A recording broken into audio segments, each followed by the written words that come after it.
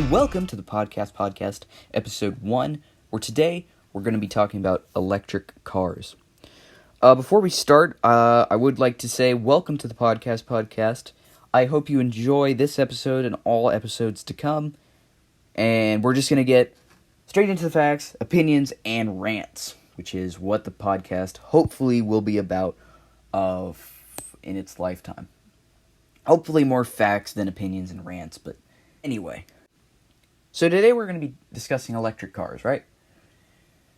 So if you're a gearhead like me, you may know about, all of these companies that are saying that they are going electric, and they have proven that they in fact are going electric, like Ford, Toyota, Honda, all of it. And I'll discuss Toyota in a minute if you're a bit confused on that. If you're one of the people that knows that their CEO says that they'll never actually go fully electric, I will discuss that in just a moment. But anyway, so there are 2, maybe 3 things that people aren't really glossing over. And the first thing that I wanted to talk about is what happens when gasoline cars are banned throughout the entire world, or at least in America, and all we have are these electric cars, right? So, basically, when you take all of these electric cars, which there will be millions, maybe even billions of them, right? And you take these millions, maybe billions of electric cars and you charge them up. Basically, the power grid most definitely won't have enough sufficiency to keep up with all of this electricity usage. So, if you don't know what the power grid is what essentially splits up all of the electricity into the world, right? And it's basically the reason why we have more than one place that gets electricity. So basically, what happens when the power grid shuts down, as I'm sure you can guess, we don't have any power anymore. So, let's say you're in your electric car going out of town, hundreds of miles away from home. If you break down, if your electric car runs out of battery juice, there's little that is going to get you back home, right? So when your electric car runs out of battery life and there is, no electricity in the world, what do? There's no electricity in the world, so you can't use that. You're stranded there, essentially, unless you can find an electric taxi. But the thing is, that's also going to run out of battery life. So, what do you do? I don't know. You may have to break out your secret illegal gas generator, maybe, to power your electric car. Maybe that's going to be the case. So, you can't use gas. It's illegal. So, you can't really do a lot in that situation. And the other thing, is that, they're not really talking about where electricity comes from. And, putting it simply, gas generators. That's the reason we have gasoline is essentially what powers the world. It's what powers electricity. And it goes through a several stage process, essentially. It goes through gasoline powers electricity powers the world. Then, it seems like everybody wins. But no. They want the world electric, especially California.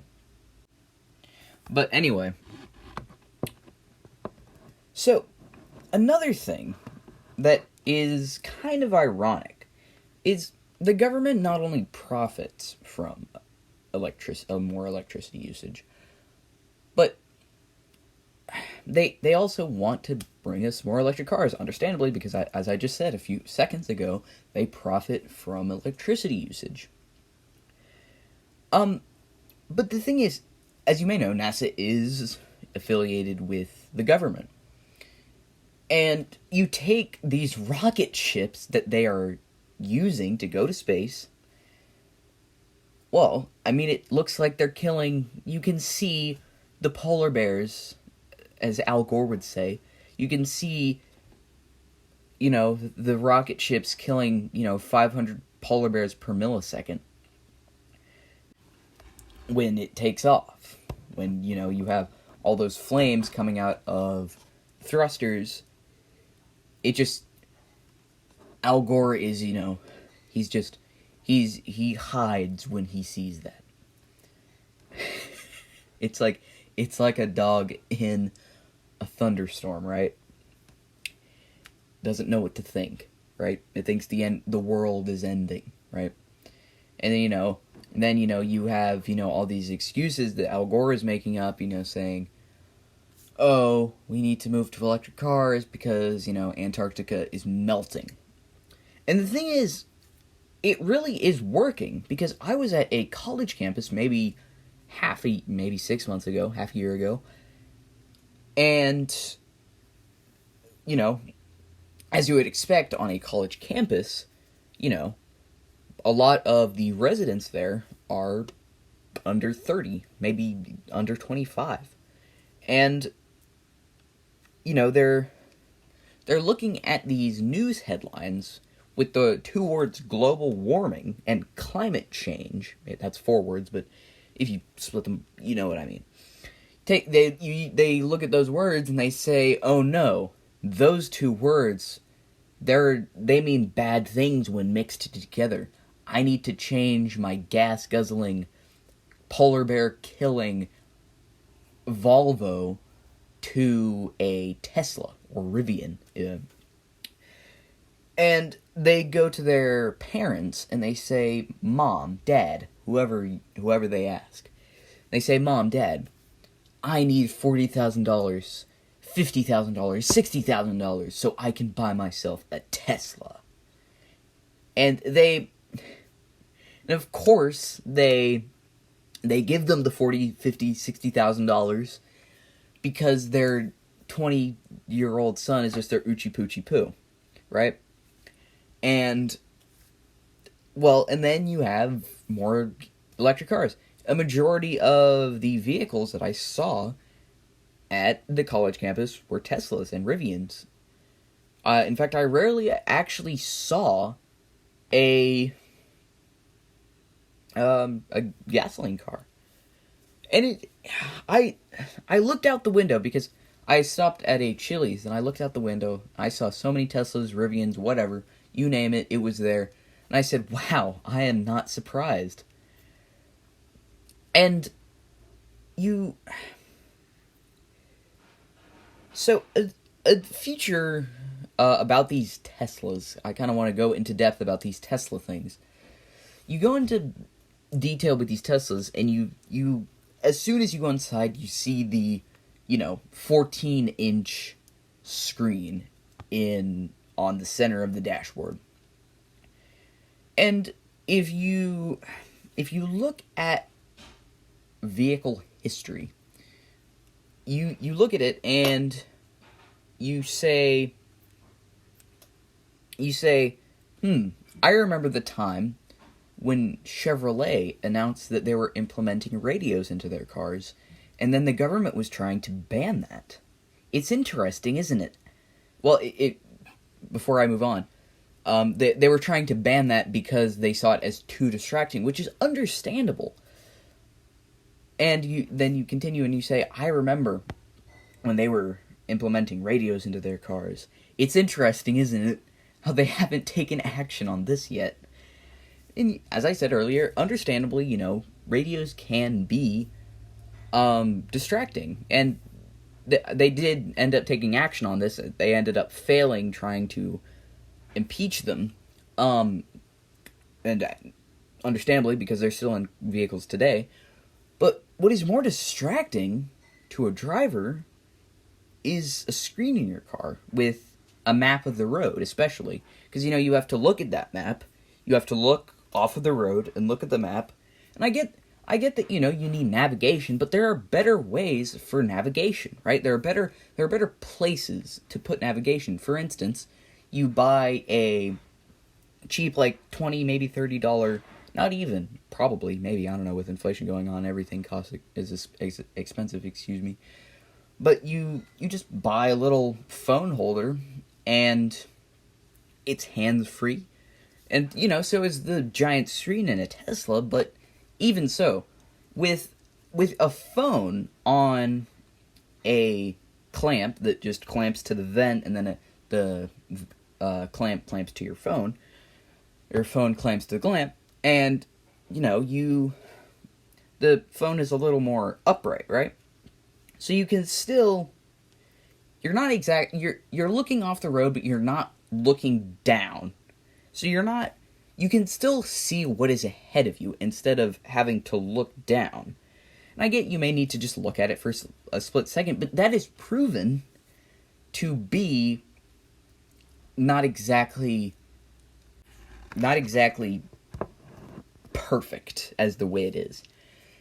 And another thing is that these electric cars aren't ready. You look at the news headlines and you see Tesla burns, right? Or electric car burns, right? And these batteries, they're powering like up to 4 electric motors, right? Sometimes maybe just 2, but sometimes 4. Anyway, so you take this electric battery, like a 100 kilowatt battery. That's a lot of power. But even so, they're probably not even, I'm not sure they're even implementing radiators on these electric cars. And that may not even be the stoppage to these electricity fires. But anyway, you see these news headlines, as I said minutes ago. You see these news headlines, Tesla burns to the ground, Rivian burns to the ground, Ford burns to the ground. They're all electric, right? And, there can be gasoline cars that burn to the ground. But it's really only when you have very hot brakes or just a gasoline tank that has been impacted by, say, a bullet, or say you're driving a Ford Pinto and you get rear-ended. That is really the only times when you will have a gasoline car on fire. But with these electric cars, they catch on fire even more, right? And, well, you don't want your car on fire, right? Especially your $60,000 Tesla. You're just looking at $60,000 going up in flames at that point, right? So, and another thing that I wanted to mention, as I mentioned just a few minutes ago, I mentioned all of these teenagers are looking at the news headlines, right? And saying, oh no, global warming, I need a Tesla, right? But it's not just teenagers. All of these older people with a lot more money are also getting Teslas. And I get that, you may want a lot of, these older people are just kind of looking for a retirement vehicle which they can enjoy and, which is comfortable. Like, I understand that, right? But the thing is, again, these electric cars aren't ready. And they're not looking into, and I mean their buyers aren't looking into the consequences of owning one of these electric cars before they buy it. And that is a huge mistake. You always want to look into something before you consume it. Especially food, because, you might have poison in your food, but that's beside the point. Now, I will admit, these electric cars do have many benefits, okay? You know, they include luxuries, they include a lot more space because there's no motor in it. It's all the motor is all stored at the bottom. But and back in the maybe 1910s and 20s, maybe even 30s, Studebaker was making electric cars. I'm not really too sure if they introduced it, but they are one of the first, as far as I know. And they were making electric cars, and I can respect that because they weren't being pushed to make them, right? There was just kind of an independent thought, right? And they thought, what happens? Because we were still young into the car market, right? And I get that something my friend has said was, why fix something that's not broken? And I get that, you know, internal combustion engines, which are gasoline motors, if you don't know, I get that gasoline motors may seem like a thing of the past, right? Because the first automaker, Carl Benz, he was using these internal combustion engines.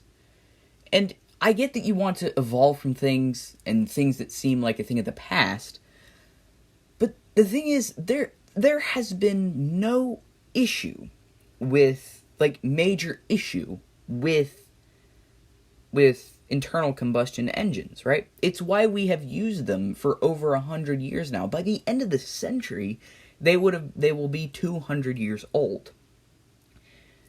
And there has been no major issue with them other than really just overheating, but that's really just a user problem, right? It's only when your radiator has been damaged or you have just a radiator that's too small and too big of an engine, right?